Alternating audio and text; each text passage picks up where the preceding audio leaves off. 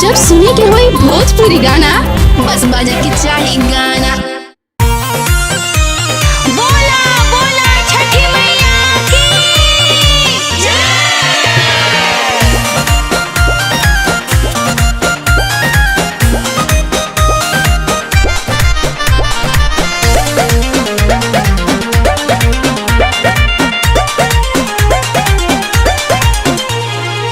खड़ा बड़ी पनिया में नया नोहर कनिया दोनों हथवा जोड़ के। खड़ा बड़ी पनिया में नया नोहर कनिया दोनों हथवा जोड़ के। हाली से लहली दिखाई सूरज देव भोर के। हाली से लाली दिखाई सूरज देव भोर के। बोला बोला सूरज देव की जय।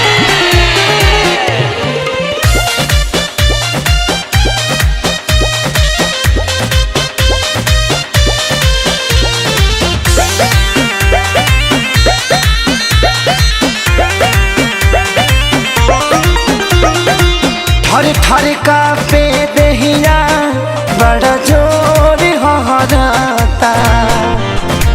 खड़ा खड़ा बाप रहिल नहीं गोड़ ठहराता। थर थर का पेला दहिया बड़ा जोर हहराता। खड़ा खड़ा बाप रहिल नहीं गोड़ ठहराता। काहे बुझात न खरौरा परेशानिया सुतल बानी बदरवा ओढ़ के। हाली से लहली दिखाई सूरज देव भोर के। हाली से लाली दिखाई सूरज देव भोर के।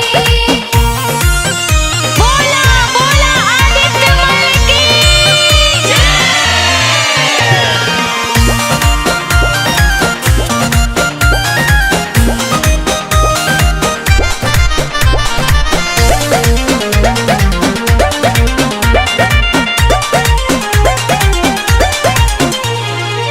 बरती सभा करता अगोरा बन हो। बाटे खेसारी रूपेश के हो रावण हो।